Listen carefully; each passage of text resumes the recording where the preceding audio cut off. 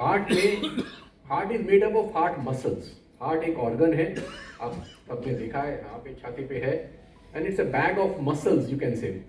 और जो heart muscles होती हैं वो बीट कर रही है हर समय, पंप है, पूरे बॉडी में ब्लड पंप कर रही है।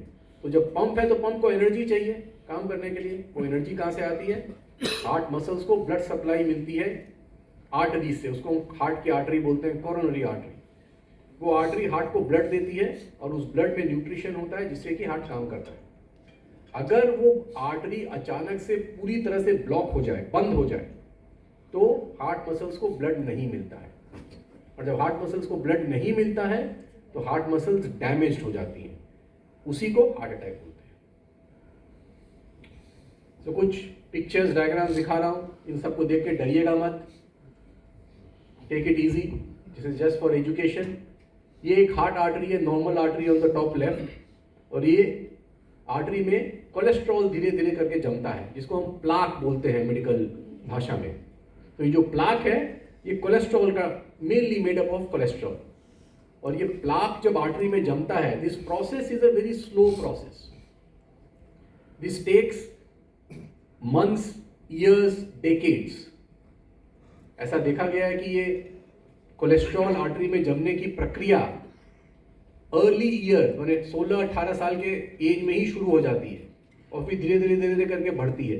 तो 20-30-40 सालों में जाके ये बढ़ के इतनी ज़्यादा हो जाती है कि उसके कारण पेशेंट को सिम्टम्स हो सकते हैं, बिकॉज ब्लड सप्लाई कम हो जाती है।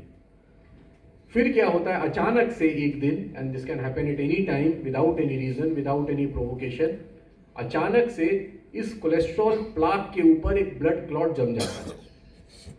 इस प्रोसेस को हम लोग प्लाक रप्चर बोलते हैं in our medical terminology. And plaque rupture होता है, ब्लड फॉर्म में ब्लड क्लॉट जमता है, and this blood clot blocks the artery completely. So that cholesterol deposition is a slow process and the blood clot is a very quick process. It happens within seconds. एक normal artery है, blood जा रहा है ऊपर में, नीचे में धीरे धीरे ब्लड जाना थोड़ा कम हुआ है बिकॉज एक कोलेस्ट्रॉल प्लाक बना है, एंड एकदम नीचे में उस प्लाक, ये जो है ये प्लाक रप्चर बोल सकते हैं। यहाँ पे ये प्लाक रप्चर कर गया, ब्लड क्लॉट बन गया, एंड ब्लड क्लॉट के कारण that artery becomes blocked completely. जब कंप्लीट ब्लॉकेज हो जाता है तो उसके कारण हार्ट अटैक होता है। So this is an angiogram of an artery which is blocked and it has led to damage to heart muscles. So this is what heart attack is. So why is heart attack important? Heart attack इतना important क्यों है?